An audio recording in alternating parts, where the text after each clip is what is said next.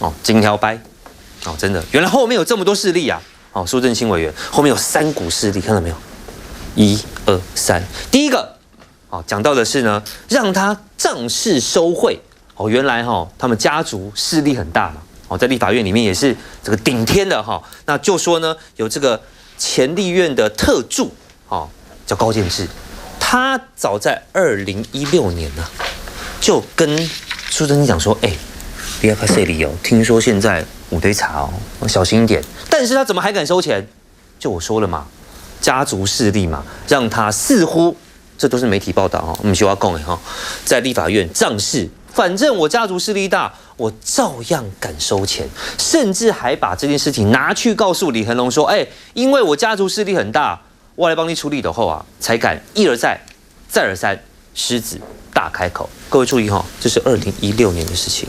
然后除了家族势力之外呢，据说当时啊，现在是台车董事长的蔡黄郎委员当时2016也提醒过苏正清，今晚我得查听说这个案子列卡塞里有提醒过他了，这算不算是泄密啊？算不算是共犯结构啊？知道你要做这个事情，叫你小心一点，但是知情不报。注意他现在是台车董事长，广义上的公务员，这个行政院要不要调查一下？要不要处理一下？最让人震惊的就是总统府了。好，根据某传媒的报道，这个网络上都查得到，都不是我们讲的。当然，我必须要先说，总统府有澄清了，说没有这回事，子虚乌有，胡说八道，纯属臆测。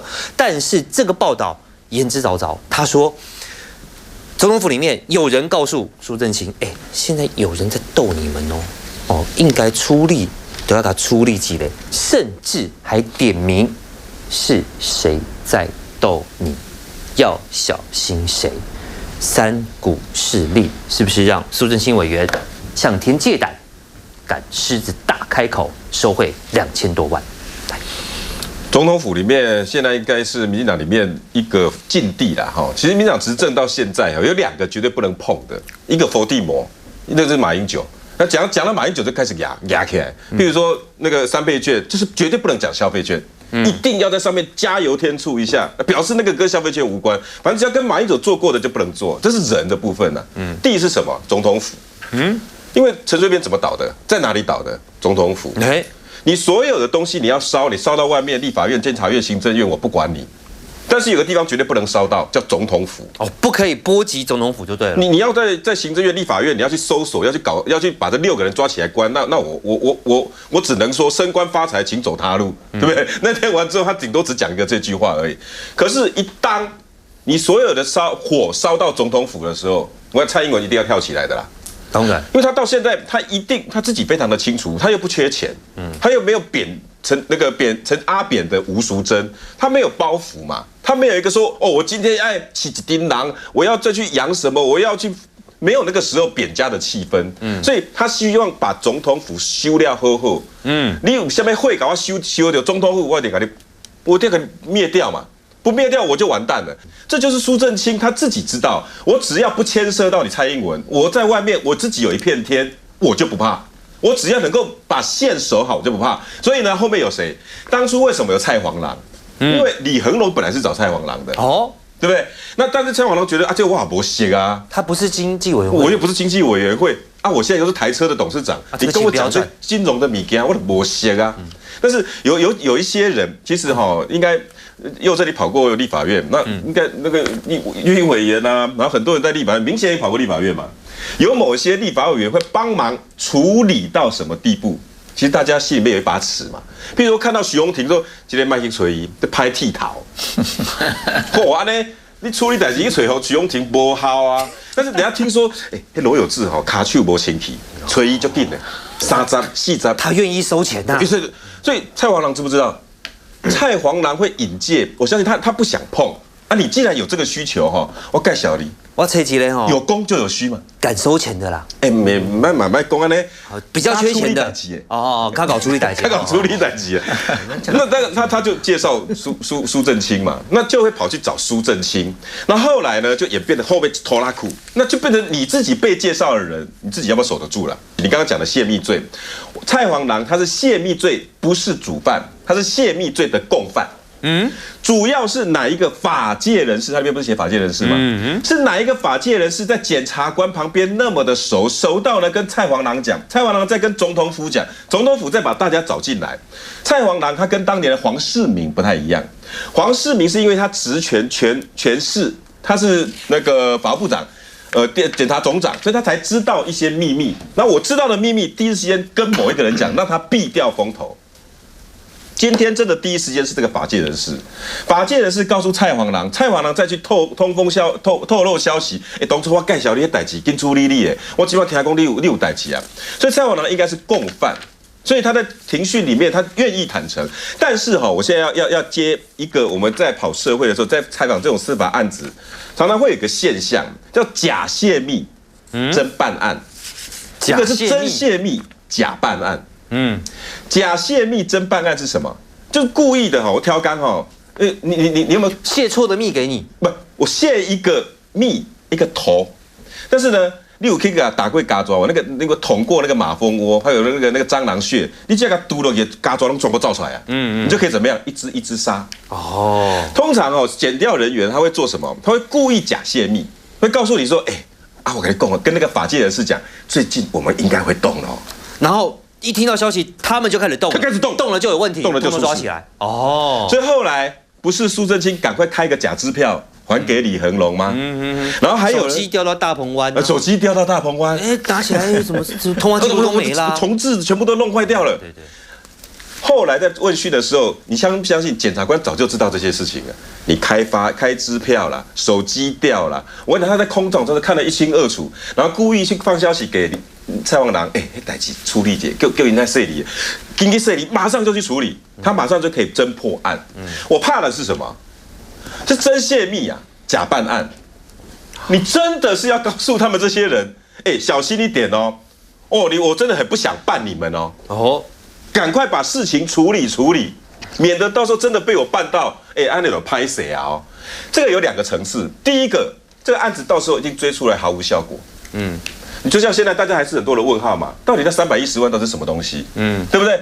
还有其他的案外案，徐永明的，那到底是你们要不要再去查下去？有很多的问号在我们脑袋里面，那就是因为什么？真泄密假办案。你真的告诉人家，那你假装去办案，这很可怕那我们的司法威信现在到底在为谁服务啊？你们这些立法委员真的可以通天本领绑住这些调查员跟检察官吗？这是我还漏的收窄。第二个是什么？他为什么要真泄密假办案？那就变成政治事件了。我这个检察官没事，我去故意搞这一整拖，那表示有人叫我去搞这一拖嘛。这个比前面那个更严重。照你的逻辑，如果是假泄密侦办案，也有可能背后有政治动机啊。不，那个就是故意嘛。我假装泄密，然后真的去办案，也有可能会有政治动机。但是检察官这么固然，我还要去布这些线，有几率不高。但是真泄密、假办案这2个，如果是后面的政治因素，那就是上面那个你讲的嘛。总统府说有人在斗你们的有人，总统府下面不是有人在斗你们的有人，真泄密、假装办案，但是有人在斗你们。虾米郎，好，等一下告诉你，这个虾米郎就变得很重要，是谁要检察官们真的去泄密？假装办案，大概目击出来戏，告诉你们说我才是后面的老大。我掐起刀多，检察官我要你们动就动，我要斗你蔡黄郎就斗蔡黄郎，我要斗你高建志就斗高建志，我要斗你苏家就斗你苏家。谁故意假泄密真办案，真泄密假办案，然后故意让这个有人还放出来，还故意把场景放在哪里？总统府。这个人城府之深就可怕了，所以这次才会有这篇报道出来。那到底谁是有人？所以才周刊这次的周刊会影射说是行政院，那就变成我们现在要看的是，哇，那民进党里面的这个有人跟你们里面的内斗、派系内斗，蛮恐怖的耶。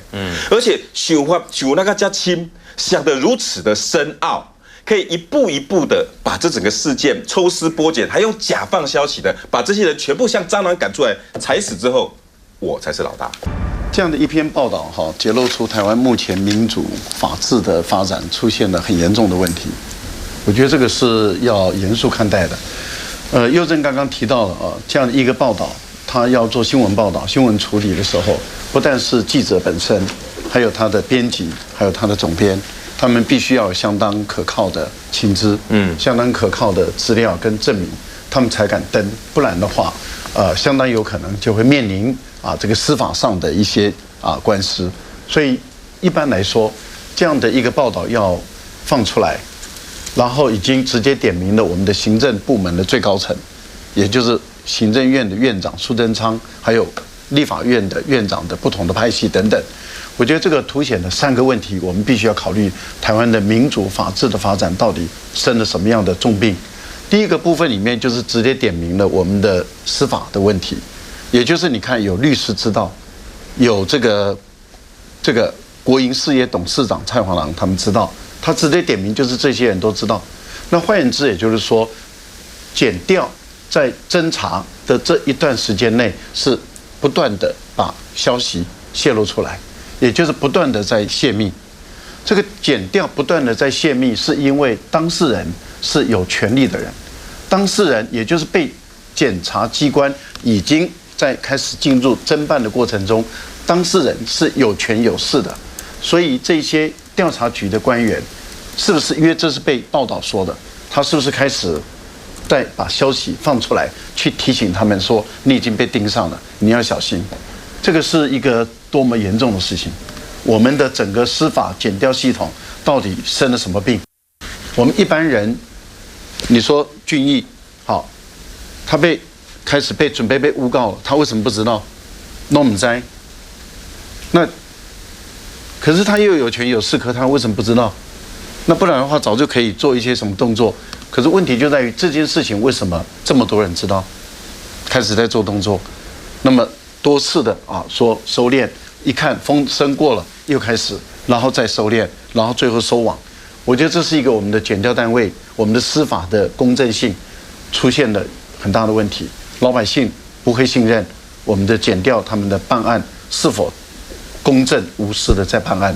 我觉得这个部分确实是应该要查到底，就到底是哪几位泄密把这个消息传出去。我们选出立法委员的目的在哪里？我们建立国会制度，建立立法院的制度在哪里？你地方政府就是议员嘛，他就代表人民，代表人民来监督政府，看好人民的荷包，看好我们的公共政策有没有弊病，所以他是帮我们来监督我们的政府的干净，监督我们的公共政策不要有徇私，不要有舞弊，帮我们监督我们的荷包，就是预算不要有浪费，然后代表我们人民来发声，说哪一些应该要新立，哪一些应该要做，那么去督促或是建议政府哪一些应该做，哪一些不应该做，它是代表我们。可是您看，在我们的民主的发展中，我们的这一些部分的立法委员，竟然收了一个商人的钱去打击另外一个商人，收了一个商人的钱的任务去打击另外一个商人的过程中，却逼迫我们的公务人员，他是考试进去的常任文官，是职业的，他的任务是公务人员，他是文官系统，稳定台湾行政体系最重要的这些文官系统，你去压迫他不要依法行政，这个是动摇我们国家的文官系统，动摇我们的民主政治里面的立法委员跟政府之间的职能的问题，多么的严重。这些立委收了钱去打另外一个商人，我觉得这个是一个很严肃的事情。你就可以看到拳斗好丁允恭的丑闻早就有传说了，然后而且呢，受害者已经多次的反映，可是就在这个时候爆出来，秘书长、副秘书长、发言人是不是把蔡英文的形象就受到了很大的攻击？那为什么要去削弱刚刚当选的一个总统，民进党的党主席的这样的一个形象，是不是民进党内的派系斗争已经影响到总统的整个政治的人事布局？我觉得这个太可怕了。台湾的整个政治、民主、法治，在这一篇报道中都可以看到它已经生病了，而且生得非常的重。